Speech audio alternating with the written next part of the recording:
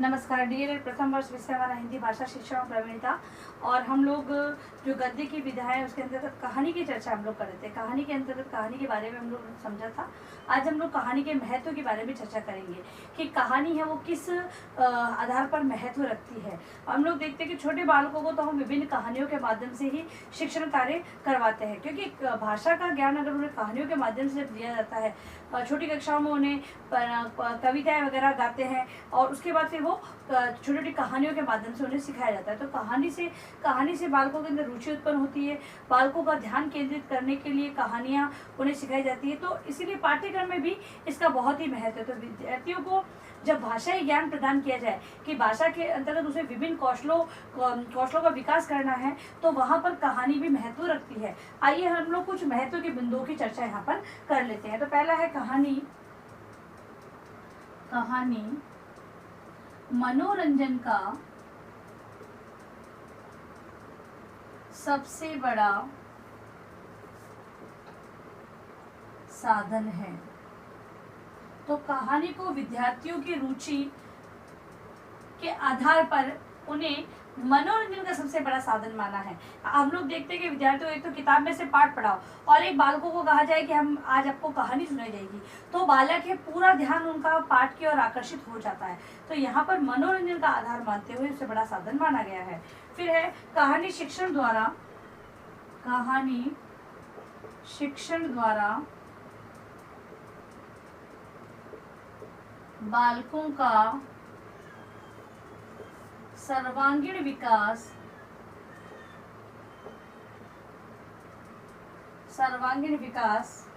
होता है। कहानी शिक्षण के द्वारा बालकों का सर्वांगीण विकास होता है। कैसे? तो बालकों के अंतर्गत अगर बालकों को हम किसी प्रकार का कोई उनके व्यवहार में परिवर्तन करना चाहते हैं, उदाहरण के लिए हम लोग उनके अंदर शिष्टाचार की भावना उत्पन्न करना चाहते हैं। अब किसी भी कहानी के माध्यम से अगर हम बताएंगे तो उसमें निहित पात्रों में अगर ऐसी शिष्टाचार की भावना होगी तो विद्यार्थियों में स्वतः ही वो शिष्टाचार की भावना उत्पन्न होने लग जाएगी, क्योंकि कहानी के माध्यम से कहानी में जो पात्र बताए गए हैं बालक उन्हें कहानी को बहुत ही ध्यानपूर्वक सुनते हैं, जिससे कि ध्यानपूर्वक सुनने के कारण ही वो क्या करते हैं, उनसे संबंधित जो गुण है गुणों को अपने अंतर्गत उतारने का प्रयास करते हैं। तो इस प्रकार से विभिन्न प्रकार के जो विकास यानी सर्वांगीण विकास की संभावना कहानी के माध्यम से हो सकती है। अगला है कहानी ज्ञान वृद्धि का साधन है। कहानी ज्ञान वृद्धि का एक साधन है।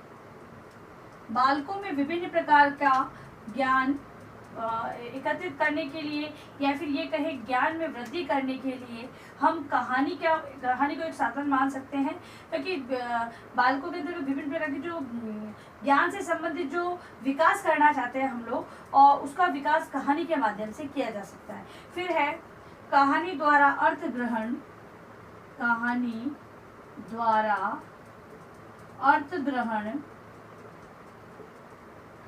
ग्रहण अभिव्यक्ति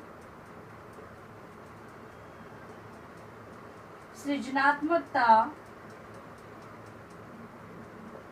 कहानी द्वारा अर्थ ग्रहण अभिव्यक्ति सृजनात्मकता का विकास होता है। कहानी के माध्यम से ही हम लोग विद्यार्थियों के अंतर्गत विभिन्न प्रकार के अर्थ ग्रहण को मान सकते हैं कि विद्यार्थी कहानी को पढ़कर सुनकर उसका अर्थ ग्रहण करते हैं। और अभिव्यक्त अगर कहे कि मौखिक अभिव्यक्ति के रूप में कहे तो वो बालक है वो अर्थ को ग्रहण करके उस कहानी को समझकर अपने भावों के आधार पर उस कहानी को मौखिक रूप में अभिव्यक्त कर सकता है, लिखित रूप में कर सकता है। और सृजनात्मकता का मतलब कि कहानी को देखते हुए विभिन्न प्रकार की अन्य कहानियों के बारे में भी वो अपनी राय दे सकता है लिखकर अभिव्यक्त करके। ठीक है, तो सृजनात्मकता विकास भी संभव होता है। अगला है कहानियों के द्वारा बालकों की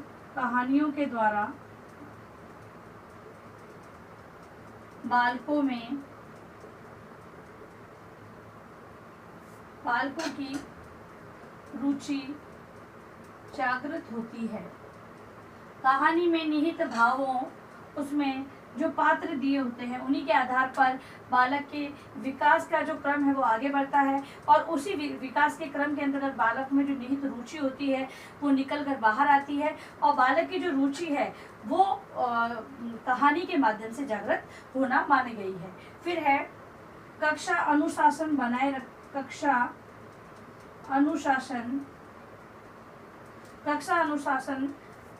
रखने तथा प्रकृति निरीक्षण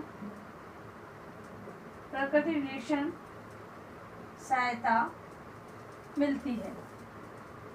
दो बातें बताई गई है कक्षा में अनुशासन।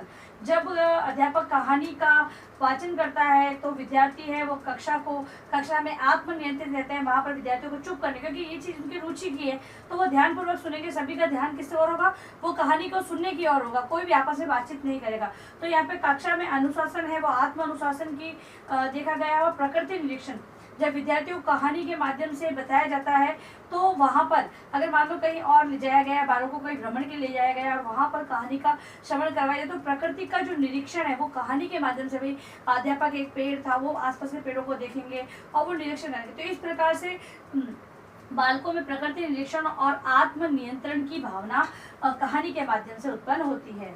फिर है कहानी के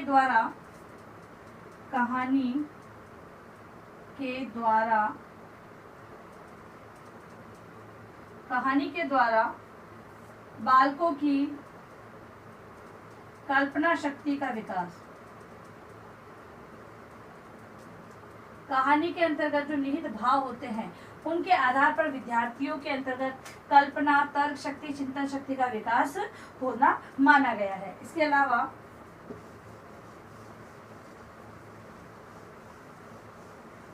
लास्ट है महत्व। कहानी के माध्यम से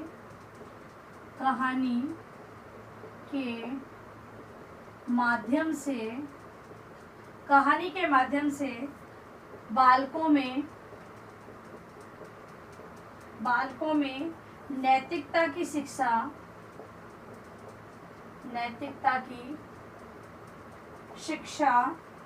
दी जा सकती है। इससे सौंदर्यानुभूति, भावानुभूति करवाई जा सकती है। इससे सौंदर्यानुभूति, भावानुभूति करवाई जा सकती है। कहानी में निहित आदर सम्मान के जो भाव व्यक्त होते हैं उनके आधार पर विद्यार्थियों के अंतर्गत भी एक शिक्षक है वो नैतिकता के गुण का विकास कर सकता है, जैसे बड़ों का आदर करना, सभी को जी लगाकर कहना, सभी की बात मतलब कि मानना, आदेश और निर्देशों को ध्यानपूर्वक सुनना, ये सारी चीज़ें बालकों के अंतर्गत की जा सकती है, उत्पन्न की जा सकती है या विकसित की जा सकती है। फिर दूसरी बात है सौंदर्यानुभूति और भावानुभूति करवाई जा सकती है। मतलब कि कहानी का जो रूप है, कहानी के अंदर जो वर्णित सौंदर्य है या उसमें निहित जो भाव है उसकी अनुभूति कहानी के माध्यम से बालक कर सकता है, या पात्रों के अंतर्गत जो चरित्र चित्रण वगैरह वो जो दिया गया है उनमें किन भावों का समावेश था, किन भावों के आधार पर उनका चरित्र अच्छा और बुरा बताया गया है, वो सारे भाव विद्यार्थी समझ लेते हैं। तो इस प्रकार से कहानी शिक्षण का बहुत ही महत्व है। अध्यापक है कहानी शिक्षण के माध्यम से विभिन्न प्रकार की जानकारी विद्यार्थियों तक आसानी से पहुंचा सकता है। यानी ये कहें कि शिक्षक होता है वो आदर्श होता है विद्यार्थियों के लिए। अगर अध्यापक है वो विभिन्न प्रकार के खुद आदर्श होने के आधार पर विभिन्न प्रकार की जो स्थितियाँ बालकों से हम ये देखते हैं कि कक्षा के अंतर्गत भी जब बालकों से कोई बात कही जाती है तो विद्यार्थी घर पे जाकर भी उसका अनुकरण करते हैं। तो अध्यापक उनके लिए आदर्श है, और जब अध्यापक इन कहानियों को उन्हें सुनाता है और जो शिक्षा उनमें दी जाती है उसके बारे में बताता है तो विद्यार्थी उसका अनुकरण घर पे जाकर करते हैं। तो इस प्रकार से कहानी है वो विद्यार्थियों के सर्वांगीण विकास में महत्व रखती है। इसीलिए ये कहें कि प्राथमिक स्तर तक या उच्च प्राथमिक स्तर तक बालकों के लिए विभिन्न प्रकार की कहानियाँ जो शिक्षाप्रद कहानी है वो पाठ्यक्रम में समावेशित की जाती है और जिसके माध्यम से विद्यार्थी शिक्षा लेते हैं। अब वो लिखे अपना गृह कार्य प्रश्न आप लोग। ये थी कहानी शिक्षण के महत्व की चर्चा हम लोगों ने की। इसी को अपने होमवर्क के रूप में लिखे आप। कहानी शिक्षण के महत्व को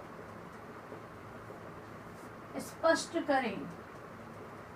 कहानी शिक्षण के महत्व को स्पष्ट करना है, ठीक है। और अंत में इस महामारी के दौर में कम से कम ये आवश्यक कार्य होने पर आप लोग घर से बाहर निकले। बाहर निकलते तो 3 बातों का विशेष आपको ध्यान रखना पड़ेगा। मास्क लगाना है, सोशल डिस्टेंस बनाना है और हाथों को बार बार सैनिटाइज करते रहना है। सुरक्षित रहे, सभी का ध्यान रखें। धन्यवाद।